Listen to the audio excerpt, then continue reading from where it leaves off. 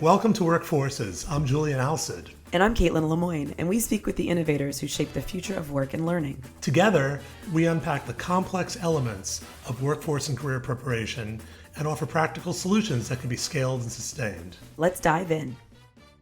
Welcome to this episode of Workforces.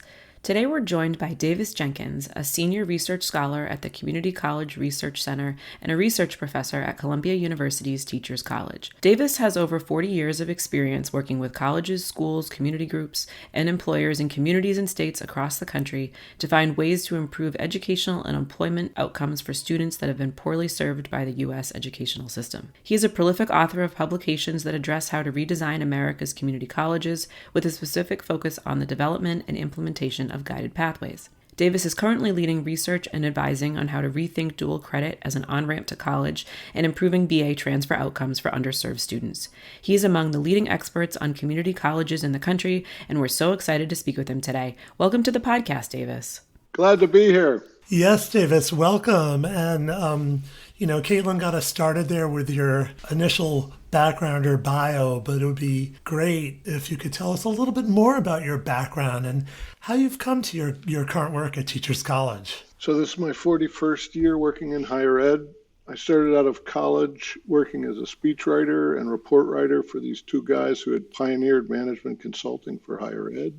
I started working with them in 1982. In 1983, we did a big study for Governor Hunt in North Carolina, who recognized that if North Carolina was to move from textile and tobacco to tech and a knowledge workforce, you needed the research triangle, but you also needed a technician workforce. And while he didn't develop the North Carolina Community Technical Colleges, he really helped improve strengthen their workforce focus. So I had been through a very elite, preppy kind of education. I knew nothing about community colleges. I fell in love with them and worked with them ever since on how community colleges and public higher ed generally and public education generally can be rethought from what is essentially a system of sorting by race and class, which is inequitable, but it also sorts out talent, to one that supports upward mobility by meeting the workforce needs of local community. So building on that, what are the projects that you're currently most excited about in what you're working on today? So in 2015, Tom Bailey and Shauna Jaggers and I wrote this book called Redesigning America's Community Colleges. And the idea was that despite a lot of effort, especially since the early 2000s of community colleges, and we were part of this, we weren't seeing big improvements in outcomes. Our diagnosis was that a lot of the efforts, again, well-intentioned, a lot of people work on these, were very small bore, focused on especially the onboarding process and what's called developmental or remedial education. We said that that's really not enough to improve outcomes at scale. We saw outcomes for small groups of students served, but not outcomes. And that basically our thesis was to improve outcomes at scale, colleges have to redesign from the model in which they were built, which is based on the needs of the United States in the 1960s and 70s, which is to broadly improve access. And community colleges and public higher education generally was the marvel of the world, to an expanded access to higher ed on a level that had never been achieved before. But in the 2000s, certainly in 2010, given economic developments, demographic, this sort of cafeteria college where there was a lot of courses and supports available, but it's really up to the students to find them and navigate themselves through, was not adequate to, enabling students to get where they need to go. This caught the attention of people because starting in 2011, community college enrollments had started to tank. It's continued to tank, and then, of course, it really tanked in COVID. So we've been studying over 100 colleges intensively through tracking what they're doing, the reforms they're implementing, as well as using data to look at their student outcomes. And what we found is we've seen improvements in early progression, and because they've gotten rid of hopefully DevEd and replace that by co-requisite DevEd, we're seeing better onboarding of students into programs. a couple things. We're not seeing we're still seeing problems with persistence of students, and while we're seeing improvements overall for all groups, we're not seeing closing of the gaps. We're currently writing another book, but the thesis of that is that the guided pathways ideas, which is you help students clarify the path for a student, help them get on a path, help them complete and support learning across programs. Those were good ideas. They're hard to implement because you're basically redesigning a 60-year-old, 50-year-old system. And so much of the effort was really, thus far, while we have seen market increases, improvements, it's been on removing barriers and not on motivating students. And there have been too little effort on three areas, which are now the focus of our work. Number one, the idea was always, and this goes back to my work with Julian and others on the career pathways, where the idea is where you start with the end in mind, where the end is career path employment, that is employment that pays living wages and offers opportunities for advancement, those kind of jobs, and backward design the education system. That's basically been the one idea of my career, which came out of actually working colleges in the 80s in areas where they were implementing quality systems. The Japanese were beating us up in manufacturing, but and so the idea was, how do you apply this to education to get rid of the prep school sorting system, right? So there are three areas we're working on now. Colleges map programs, but they didn't necessarily map them to jobs or to transfer in a major field without excess credits, They were mapping their Associate of Arts programs. They weren't really scrutinizing their programs, and this is hard, to make sure in their workforce areas that they're enabling students to get living wage jobs. And Julian and I don't know if we invented it, but we certainly popularized the idea of stacking credentials in the 90s as part of the career pathways movement. Everyone talks about it, seems like a good idea, because we pushed it because it seemed like such a good idea. Turns out that there's very little stacking that goes on. Very few students who get this sort of short-term training go on to get degrees. And where it does happen in some advanced fields, but it happens like in upskilling in computers, or certainly advanced manufacturing or engineering tech, but that happens really as part of the work, and that's fine. But for underserved students and workers in low-wage jobs, the kinds of certificates that community colleges and other offering them aren't even getting them that first step in these advanced fields. So I talk about stacking credentials to learning and earning ladders. A big change that's happened since the 1990s, when Joe and I began to work on career pathways, was that increasingly pretty much the only family supporting jobs by and large are held by people with a bachelor's degree and higher. Even living wage jobs, a living wage nationally, according to MIT, is $39,000. That's about $18.75 an hour. In the 1990s, when Julian and I were working, you could get like an advanced certificate and get into one of those jobs. And it is true in some industries like construction, where you can get a pretty decent job, or you can get a job in welding that pays above a living wage. But I'm also interested in jobs that provide opportunities for learning and advancement. And, working as a construction laborer, working in welding, well, those are great. You can't do that your whole life, generally. So this is a challenge for community college, but they're going to need to address this challenge because their enrollment is tanking. So we say, if you want to recruit and retain students in this highly competitive environment, you have to have programs worth offering. Very briefly, the three other areas we're working on is helping students. Community colleges lose 40% of their students from the start because they come in and traditionally they take Dev Ed, which looks like high school, and it doesn't work. It's well intended, and they're like, well, there's nothing here for me. No one's asking them, what are you good at? How can you, what are you interested in? Oh, you're interested in drones? You have to see Professor Alssid. He is the biggest drone nerd.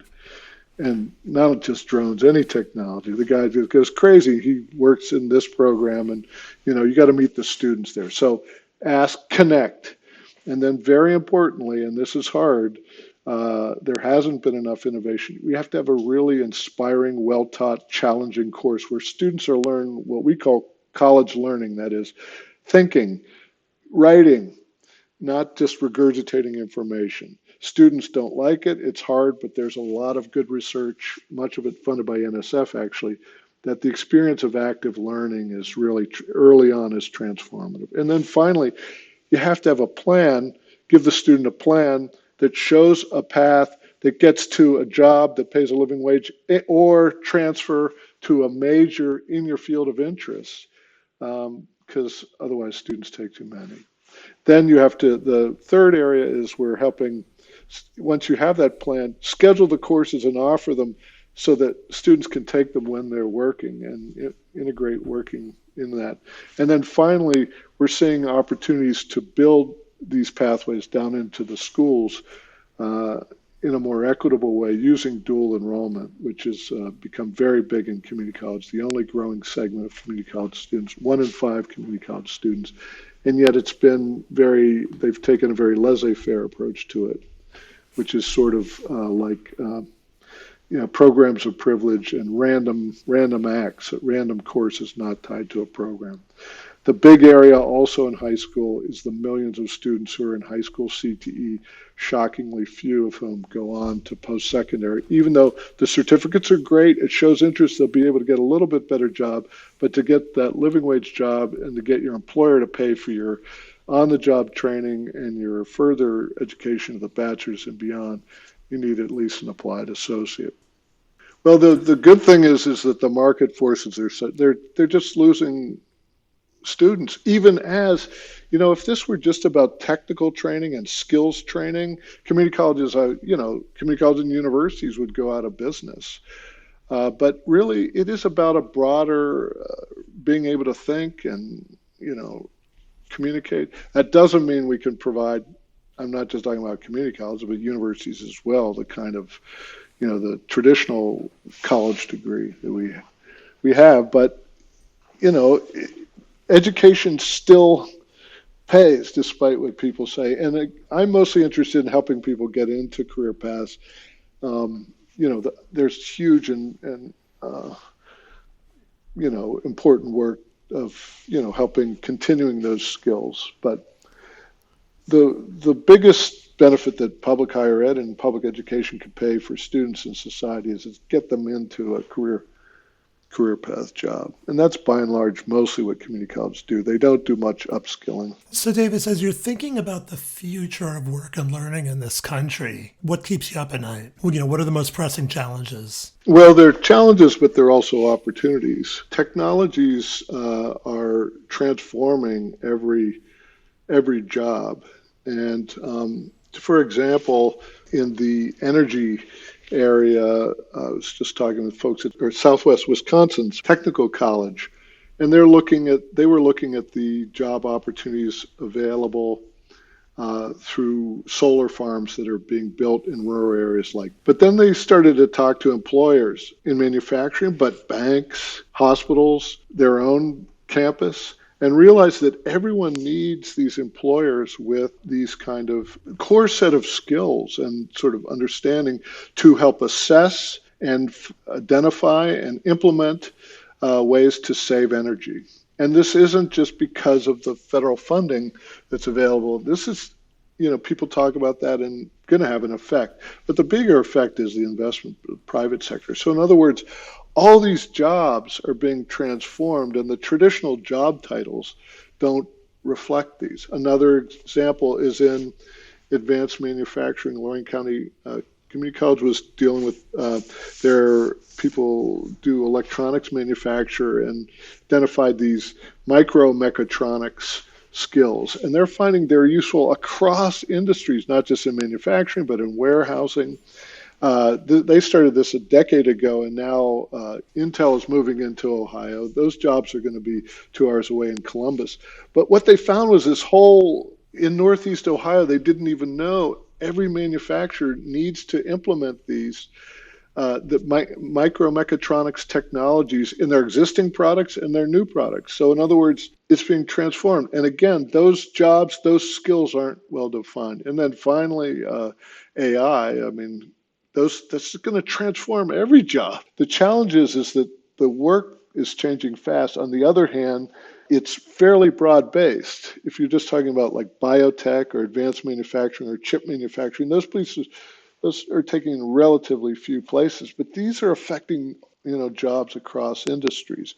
That's the opportunity. The challenge is to define what those are, and the traditional sort of inward-looking curriculum development process that we have to try, well-meaning to try to assure quality control doesn't work. You really have to develop a relationship, you have to work with the employers to map out the job ladders because they're really not clear, and talk with your alumni who are in these jobs, not just the HR departments, about, how are these fields changing and what would you recommend, your peers who coming in. The point is, this is a big inflection point a turning point for higher ed. They've got to make big changes, and we're seeing colleges that will make those changes and they will survive, but many are, we're already seeing it, consolidation. And so there's going to be a lot of change, and I think it's a time of opportunity. And building upon that, Davis, I think, Julian and I have been talking a lot recently about the convergence of higher ed and workforce development, and where is the line drawn, or is there a line anymore? Just because, as you're saying, all these pathways seem to merge and come together, and that's more and more the direction that we're headed.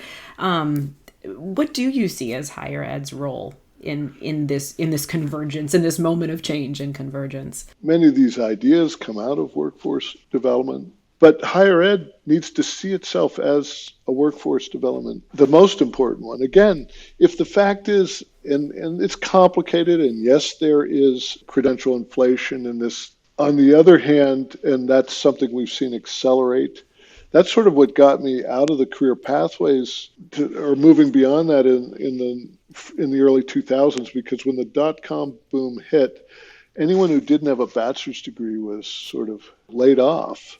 And since then, companies have automated. So you're going to need to have a broad-based education. When you look at the skills that are needed, oral and written communication are not only the most desired, they're also the most valuable.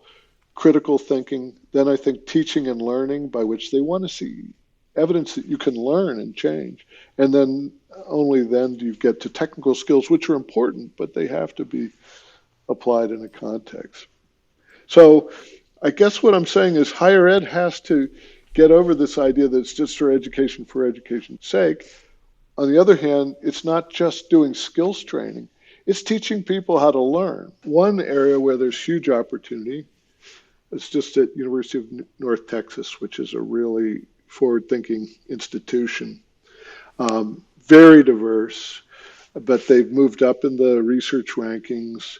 They're now the number 3 university in Texas, in Denton, Texas, northwest of Dallas. And they've done this by really focusing on the basics to recruit and retain students from underserved populations who the other universities are just sorting out, right? And so they've benefited from this. One of the big things they've been focusing on is math. And this is an area of huge interest to me, because I believe, you talk about workforce, we teach math, it's Sputnik era math. No one else in the world teaches it that way. It's much more applied.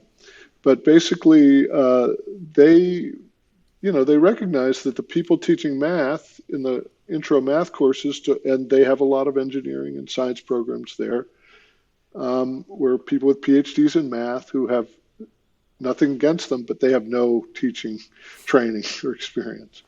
And so their education school trained graduate students who are learning in teaching and math programs to teach these courses and alongside with the faculty. And, and this has been found in other random assignment studies where decorated faculty members with teaching awards are compared to graduate students or whomever that have been trained in modern cognitive teaching techniques. It really isn't rocket science, and they get much better outcomes.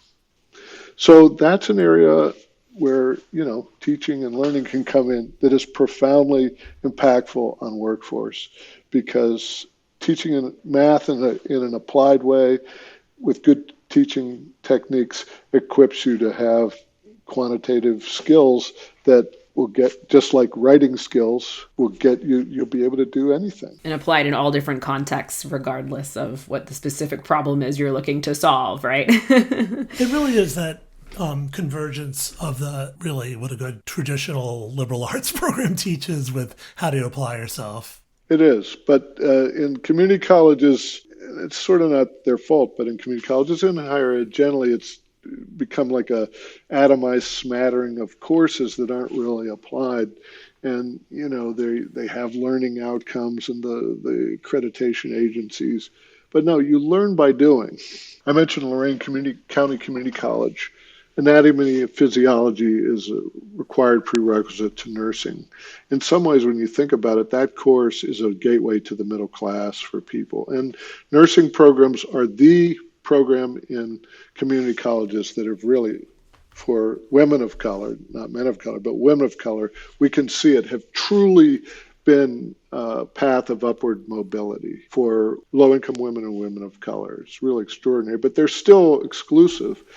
They redesigned their anatomy and physiology, which almost everywhere is taught as a lecture-heavy memorization course.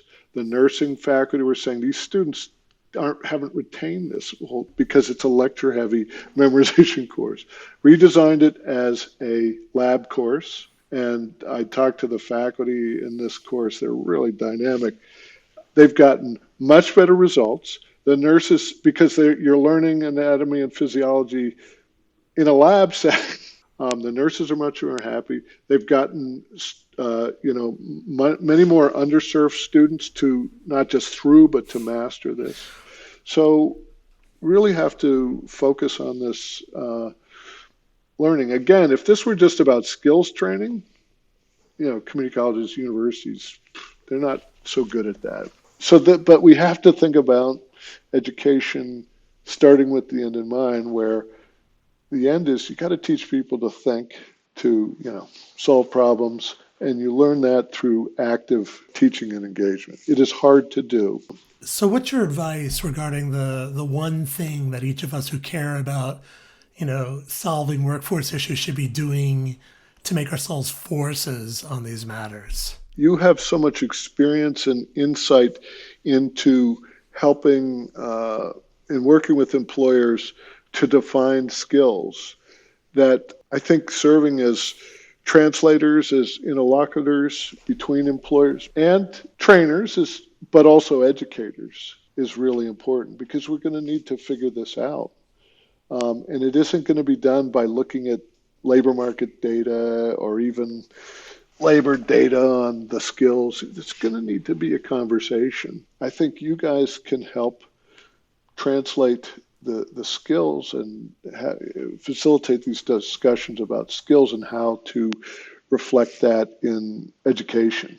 I was just going to say, I think it so often comes down to the deliverables, right? Like, what is it on the job that you are creating? And again, backwards planning from that. Well, if this is the thing you need to create, what are all the skills? If I'm a physics teacher or how can I teach these kind of skills? What I was saying about you don't have to teach writing bio reports, but you can customize your general instruction in composition to teaching how to write clinical reports, if that's something people want. And it really allows for the creativity. It's not just skills training. You're not teaching critical skills. You're teaching in a way that enables students develop critical skills, most of which requires learning by doing. Right. Well, and in my experience, to apply it to what people are learning on or doing in a job is more practical. Like it makes the learning come to life, which is great too. Which gets at the student motivation. Right. So another thing we're saying is the reason students aren't completing is they're not motivated. They're not motivated first, and I'm talking about community college, because most of your programs aren't worth completing if they don't lead to good jobs. Many of them don't lead to good jobs or transfer in a major. But motivation is also intrinsic by connecting with the drone nerds that Professor Alssid is heading. Connection and experiential learning. Students hate it, and we can all think of a challenging learning experience we had. We hated it at the time, thought the professor was too hard, but it was transformative. For students who've been through education where they haven't been, it's been based on a rote and lots of standardized tests. It's hard, it's novel. But this is what employers are looking for. People can learn in those ways. And you can do it if you believe in these students. And it's not easy, but you teach in an active way, especially in these foundation courses. We don't think enough about students' intrinsic motivation. Davis, it's been fascinating to hear you dive more into your projects and the research that has been most current for you. How can listeners continue to learn more about your work? Where can they read more, listen more, etc.? The work that I do is mostly encapsulated under the Guided Pathways, CCRC's website, Community College Research Center, Guided Pathways, and then this Transitions, which is sort of extending the pathway, down into the schools and, building transfer pathways for baccalaureate opportunities. And we'll include that information in the podcast notes. So, Davis, it's been great conversation. Great to hear your words of wisdom. All listen to Davis, and our educational system and our community college students will thrive like never before. Thank you so much.